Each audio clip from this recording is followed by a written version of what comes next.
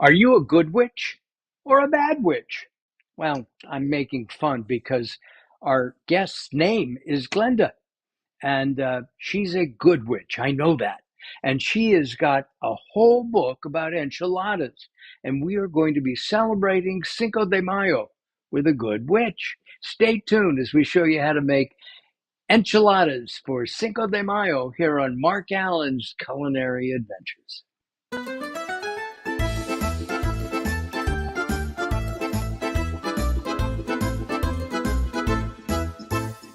Our guest is Glenda Calvin Garcia. She has written a book, and I'll show it to you. Why don't we take a look at the book right now? There's the book, La Enchilada Completa, or The Whole Enchilada. I hope my accent wasn't too bad. We're going to go to Orange County, and we're going to visit with none other than Glenda Garcia. How are you, Glenda? Wonderful. So great to be here. Thanks for having me. Oh, our pleasure. We met at Melissa's a couple of months ago now, Hmm. and this is perfect timing. Uh, I have enjoyed this book tremendously. We're going to go Wonderful. take a look at the Melissa Cam right now. If you look at over here, we have not one, not two, but we have three different kinds of peppers. We have yellow peppers, we have Fresno peppers. Those are my favorite, and I love they are those. hotter, actually hotter, I believe, than the jalapenos that we also have over there. We've got some avocados, which we may put into the enchilada today. We top it, and Hmm. limes. We've got tomatoes. Tomatillos. So we've got all kinds of great stuff. We're going to be Wonderful. making enchiladas today. Very quickly, you told me that you started cooking professionally at the age of 2 because you've been doing this for over 30 years. I got an Started early cooking. start. What can I say? Yeah, I guess. You work with your mom, huh? You learned from your mom? And grew up with the most amazing pan dulce. And my grandmother was also an amazing cook and taught my mother to cook really well. And so we all cooked together. I'm the youngest of three girls. And we all, cooked dinner together. But when I actually moved out of the house, I was a terrible cook. I was scrambling. I was calling my mom, Mom, how do you make this? Mom, how do you make enchiladas? And so later, became a professional chef, cooking with a number of different restaurants. I'm executive chef at Granville Cafe in LA. We have 5 locations. So I've done I've a been lot of to the things. one in Burbank, numerous. Oh, yeah. Yeah. Yeah, That's our very first one. yeah. So we'll be there. It'll be 20 years this September that we opened. So Oh my goodness. Well, we ought to go over there and cook with them or do something, huh? Yeah. Yeah. absolutely. Um, it's food like, I mean, you have a son I do. Yep. and Teenage son you who cook. tested all the recipes with me.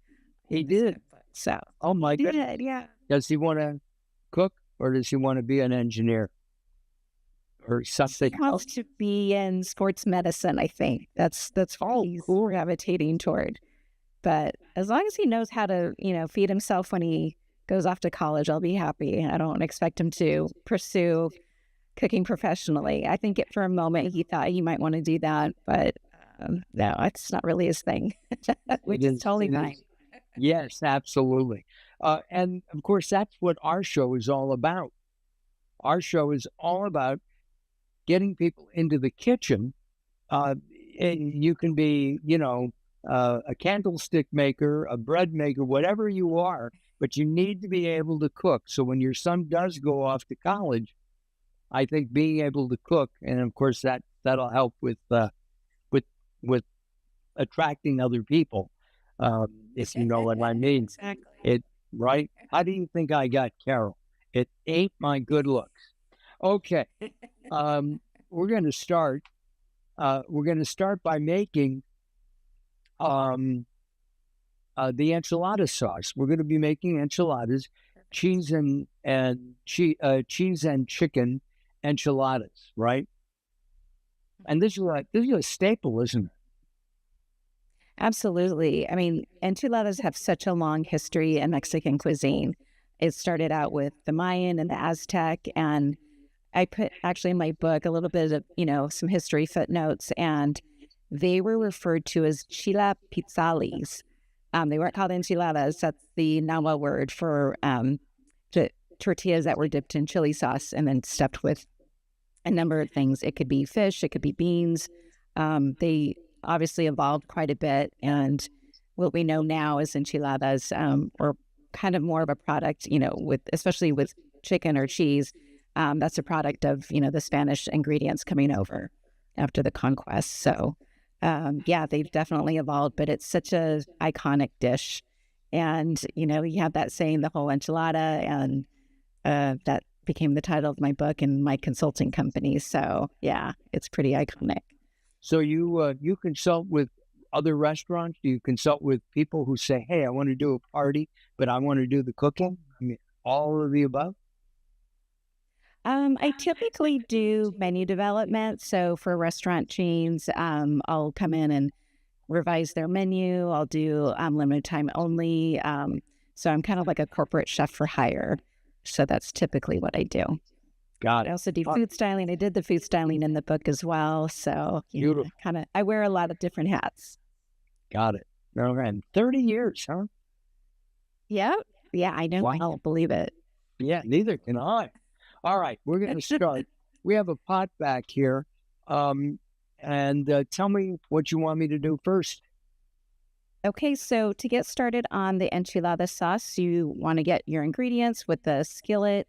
So I'm going to refer to the cookbook. So basically what you're going to do, you're going to add the vegetable oil to the pan and basically make a roux. You're going to add flour and chili powder. So it's really like a seasoned roux. Okay. So I'm going to get heating the pan a little bit. Yeah. Should I get it hot first? And then wait a little bit, and then put. What I'm going to use is high oleic sunflower oil. All right, I'm going to add how much oil? Well, the full recipe is, let's see, 3 tablespoons of oil. And I think if you're making a half batch, you can do 1.5 if you like. Got it. When you cook for yourself, do you measure, or is it? No, I hate measuring. I mean, I'll measure when I'm baking, obviously, like for cakes and things like that. Right. But yeah, especially, for dinner during the week, you can rarely like duplicate whatever you do because you just kind of throw it together. So, Got it. yeah, I know. I think a lot of our ancestors or parents and grandparents are kind of notorious for that. So that's why a lot of recipes don't get documented, because nobody has it written down. It's all in their heart and their head. So yeah, it's been challenging. But yeah, one of the recipes that I spent years and years perfecting was my mother's tamales recipes. And yeah, I mean, we would take video, I would take notes, and every year it was somewhat different, but I think we've got it down. So yeah, my mother passed 3 years ago, so we're really grateful to have that documented. So absolutely. I wish I had some of my mom's and grandmother's recipes. That would be great. Oh yeah. All right. I'm going to add some the flour now to the oil. I have a whisk. Is that all right? Yeah, that's fine. And then you can also add the chili powder. Okay.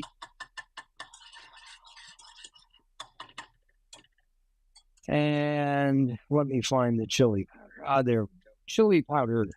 And how much chili? Ooh. So it calls for 4 tablespoons of chili powder. So maybe we'll do 2. Because it's only Carol and me. Okay. Oop. This is a brand new bottle. 1. Come on. It's a little stuck. There. There's nothing worse than stuck chili powder. Okay. So you definitely want to start whisking that, and you want to do that constantly for about 30 seconds, and it's going to thicken into a paste.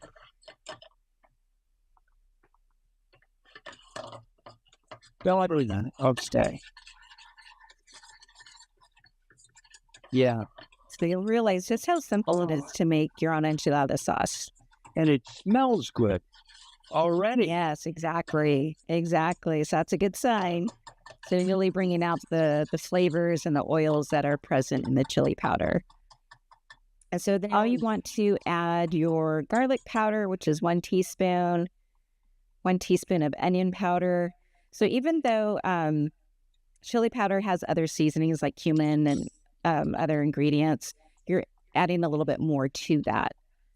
Got it. Because you want it to be not so one-dimensional. You want to complement the chili flavors. And you modernized a little bit then. A little bit. And then, I've also had some friends of mine who have tried this recipe and they ended up using ancho chili powder. Right. And it came out a lot hotter. And because that's just straight chili powder, whereas the chili powder is more of a blend of seasonings. So for that reason, you could end up creating a much hotter salsa or enchilada sauce. And if that were the case, I would bump up the cumin and the onion powder just to kind of complement that. So you want to do that quickly because it's starting to clump up a little bit. It is a little bit, yes. It is clumping. And then you can now add your tomato paste. That'll help smooth it out. And I may put in It calls for 4 tablespoons. So 2. Yep.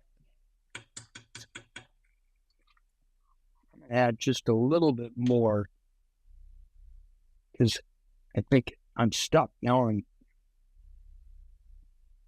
Yeah, when I was developing this recipe, I hadn't actually done an enchilada sauce like this. Normally, when I make enchilada sauce from scratch, I use dried chilies, which you hydrate and then you blend, and it's much more involved. You might want to turn down your heat a little bit. And but for this book, it's really geared toward middle grade, and I thought, well, I've got to be able to do a simple enchilada sauce that kids and preteens can approach. So that's how I came up with this recipe.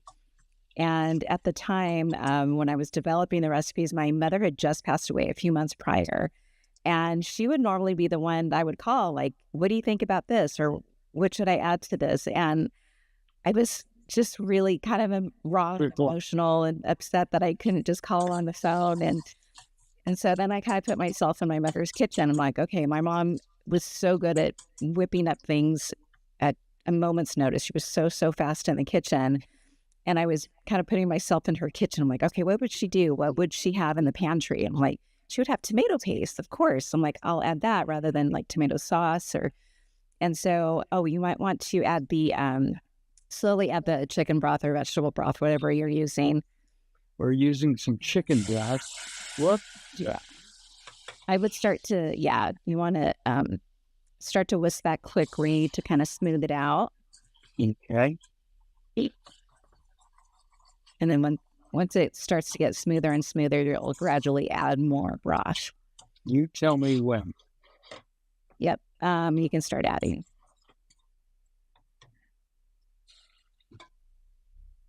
I'm trying to spill it into the pot. Mark, down on the stove. So it's coming together. Yeah. And then you'll just continue adding more and more broth till you get the right consistency.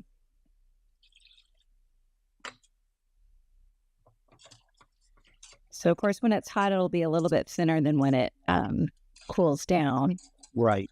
Well, what is food to you? Because your book is really, it's more than a cookbook.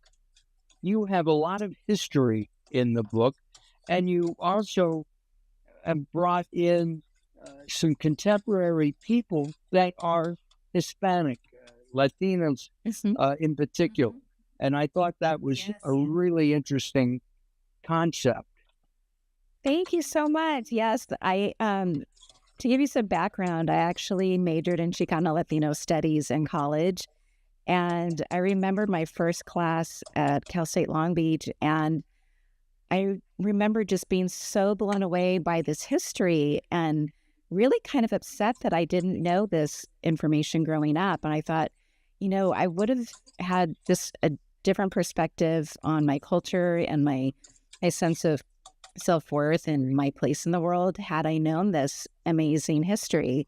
And so it kind of became my mission to teach kids and teach other and adults too, other folks about our history, because I thought it was so important. And I agree. It's the book that I wish I had when I was growing up. So that's why I kind of made this hybrid of a cookbook / history book that has profiles of artists and scientists and then trailblazers and texts about, the Mayan and Aztec culture. So that looks really good. So I would not add any more broth. So is it all smooth now? It is smooth. Looks like it is. As a baby's bottom. It looks beautiful. Nice sheen on that. Oh, and so then we also need to add some salt. Typically, it's 1 teaspoon of salt and just a tiny little pinch of sugar.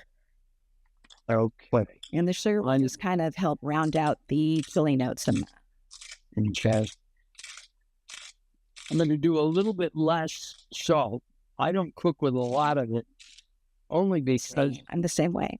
Yeah, we're not salt people. Some people. I am a salt person, but health-wise, I had to kind of cut back a little bit. What I haven't added is the cumin. And you added that. No, let's add that, then I'll add the sugar. And how much of the cumin? It calls for 1/2 teaspoon. That's plenty. So it already has, probably some of that from the chili powder. So, and then you might want to just, after stirring that for a little bit, sample it and see how the flavor is. I'm going to add the sugar in there. Might want to reduce the heat a little bit. I see it's bubbling, so. Yes. Okay. So how much sugar? There's like 1/4 of a teaspoon. Oh, yeah, that's more than enough. Yeah. All right. Don't need any more. Got it. Actually, for just 1/8 of a teaspoon for a full batch. So that's plenty. Well, where we don't eat salt, we eat sugar. Exactly. You introduced some kind of ice. Yes, exactly.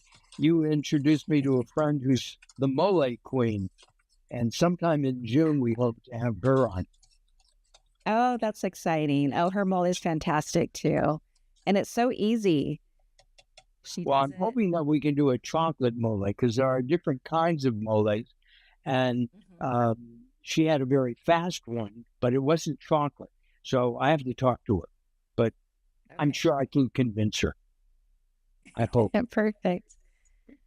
So you might want to just try it and see how the seasonings are, if it needs any more salt or anything. It looks beautiful.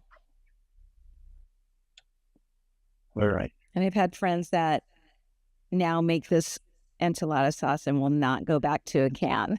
So yeah, well, canned stuff is canned stuff, right? All right, here we go. Yeah, exactly.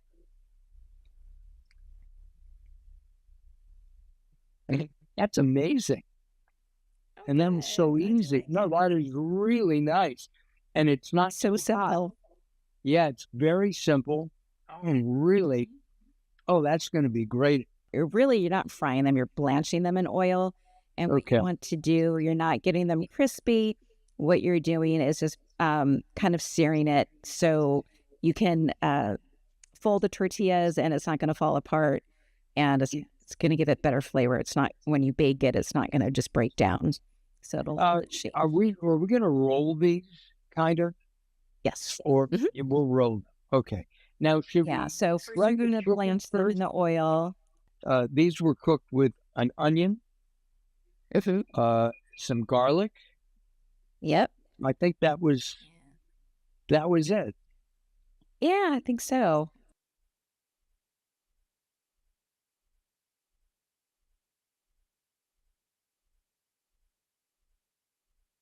We're using Trader Joe's organic high oleic sunflower oil. Okay. Same. Now, So you want to get it about like a 1/4 inch depth. all right. That looks good. Well, all right. Carol went, ooh, so I added more. I know. No, that'll be fine.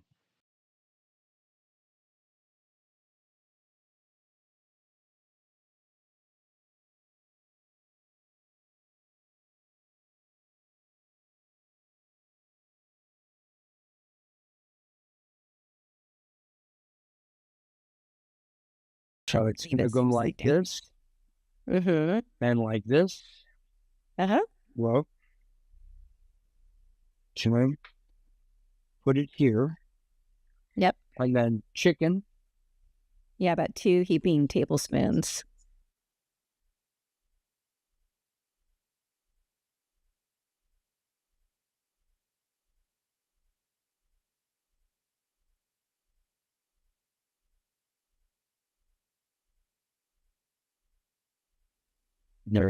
Like that. Exactly. That looks wonderful.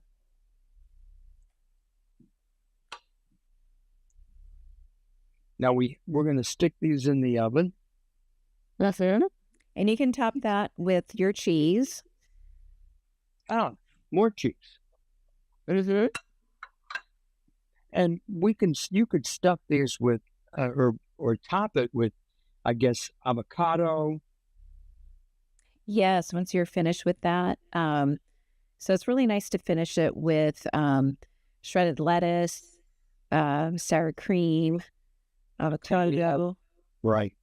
We do have a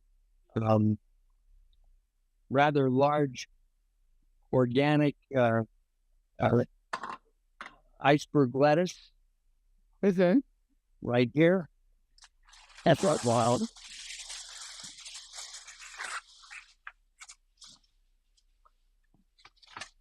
These are fantastic. Got it. All right. So we're going to wait 30 minutes, and we're going to, through the magic of video, we'll come out and we'll take those out, see how they look. Let's take a look at our enchiladas. We're going to take them out of the oven. Here we go.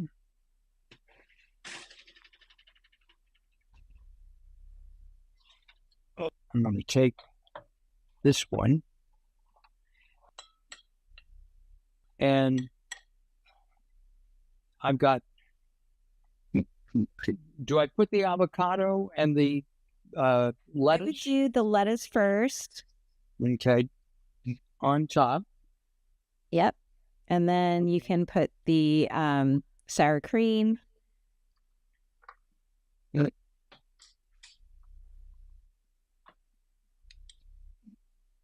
And then layer the avocado across the enchiladas.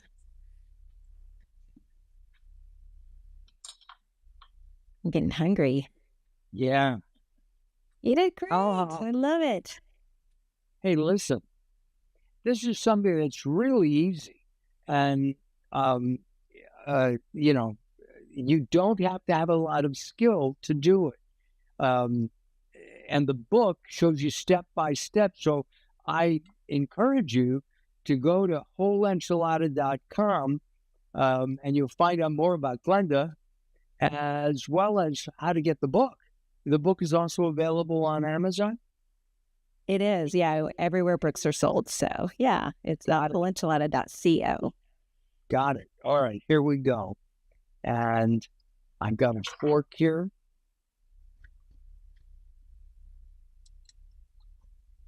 Mark, do you know where the word enchilada comes from? I don't. So it comes from the root word enchilar, which means to season or cover with chili.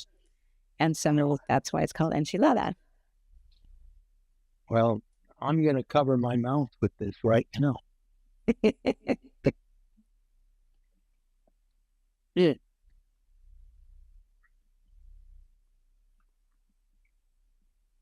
That is, I know it's your recipe,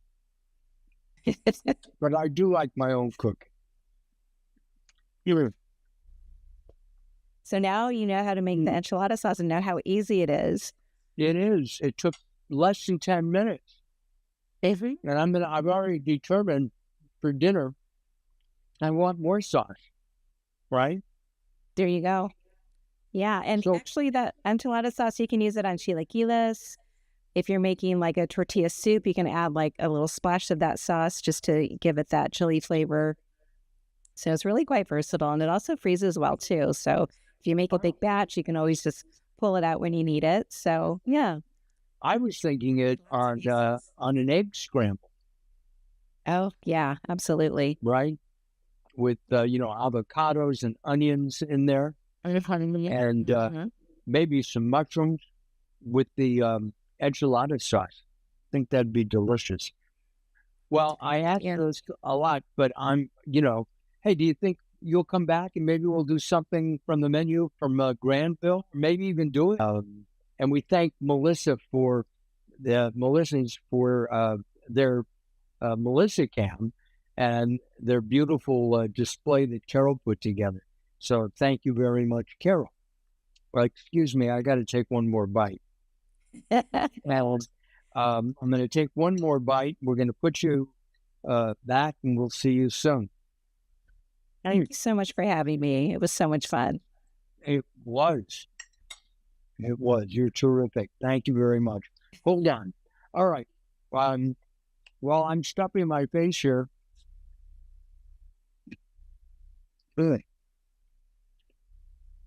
And looking forward to dinner. I wanted to say thank you to Melissa. Thank you to Glenda for her book. I wanted to show the book one more time. There's some great illustrations in here. A little bit later on, I'm going to be making pico de gallo for Carol and me out of the book.